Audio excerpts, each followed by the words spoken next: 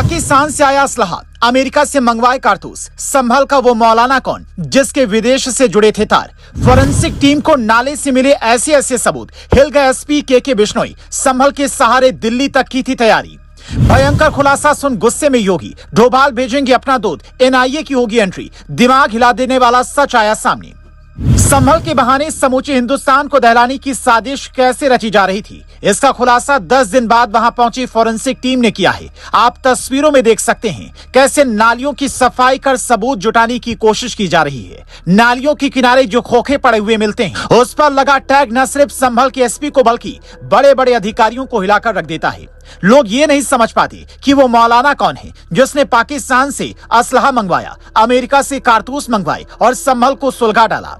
हो सकता है कि आपको इन बातों पर आसानी से यकीन ना हो, तो पहले संभल के एसपी के बिश्नोई का बयान सुनिए, फिर बताते हैं कि इसके पीछे की मंशा कितनी बड़ी और गंभीर थी। तो आज काफी चौंकाने वाली एक चीज सामने आई है, जिसमें एक EOF 9mm 68-26 लिखा हुआ एक फायर्ड केस मिला है, जो मतलब खोखा जिसको कहते हैं वो मिला है।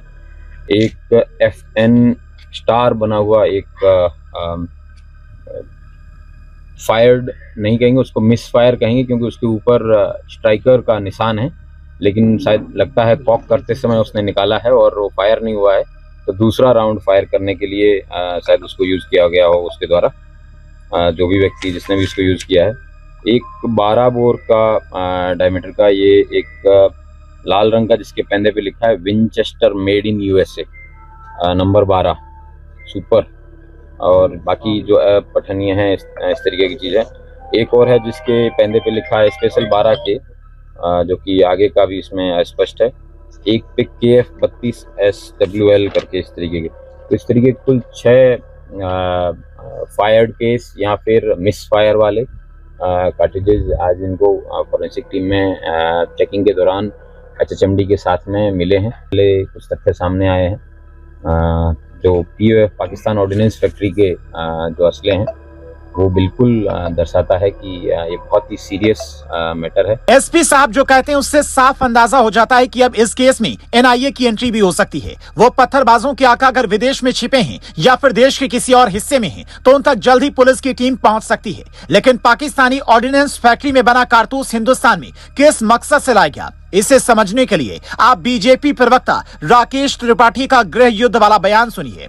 संभल के मामले में एक बहुत चौंकाने वाला खुलासा हुआ है। संभल में फोरेंसिक टीम को कुछ कारतूस ऐसे मिले हैं जो पाकिस्तानी आर्मी द्वारा मेड है, यानी भारत के भीतर गृह युद्ध छेड़ने के लिए, जंग छेड़ने के लिए साजो सामान तक कुछ लोगों ने तैयार करके रखा है, और इनके लिए कैसे वकालत करने का काम आज विपक्ष के तमाम नेता कर रहे हैं। ये वो लोगों के साथ खड़े हैं जो पाकिस्तान के असलहों के साथ हिंदुस्तान की पुलिस पर फायर झोंकने से बाज नहीं आ रहे। ऐसे लोगों के खिलाफ आतंक निरोधी कानूनों के तहत कठोरता से कार्रवाई करने की आवश्यकता है। ये देशद्रोही लोग हैं, इनके प्रति किसी प्रकार की उदारता नहीं हो सकती, कोई मुरव्वत नहीं हो सकती। तो सवाल ये उठता है कि क्या बांग्लादेश में जो हालात पैदा हुए, जो हालात श्रीलंका में बने, वही हिंदुस्तान के दुश्मन उत्तर प्रदेश में करना चाहते हैं। एक तरफ दिल्ली में 2-2 बार सफेद पाउडर का मिलना, यूपी के अलग अलग इलाकों में बड़ी प्लानिंग का रचा जाना, पहले बहराइच में बवाल होना, फिर संभल का सुलगना, और मुजफ्फरनगर की कई घरों की छतों पर पत्थर इकट्ठे मिलना, क्या यूपी पुलिस को बड़े चैलेंज को तैयार रहने का अलर्ट दे रहा है? संभल में जो टीम जांच के लिए गई थी, उसमें LIU यानी कि लोकल इंटेलिजेंस यूनिट के ASP शीश चंद्र भी शामिल थे, जो अब अपने अधिकारियों और कर्मचारियों को अतिरिक्त सावधानी बरतने के आदेश देने वाले हैं। पर सवाल यह भी उठता है कि आखिर इससे किसी का क्या फायदा होगा? जो आरोपी पकड़े गए उनके सपा नेताओं से तार जुड़े हैं। इस बात की पुष्टि पहले ही दिन से पुलिस के अधिकारी कर रहे हैं। यहाँ तक कि सपा के सांसद जियाउर रहमान बर्क आरोपी भी बनाए गए हैं, जिन्हें इन दिनों अखिलेश यादव साथ में लेकर घूम रहे हैं। संसद में भी अखिलेश यादव संभल का मुद्दा उठाते हैं, कहते हैं कि वहाँ मस्जिद की खुदाई वाली बात से लोग भड़क गए, तो जियाउर रहमान बर्क उनके पीछे बैठे नजर आते हैं। बार बार खुदाई की जो बात कर रहे हैं अध्यक्ष महोदय, ये खुदाई जो है हमारे देश का सौहार्द, हमारे देश का भाईचारा, हमारे देश का गंगा जमनी तहजीब को खो देगा।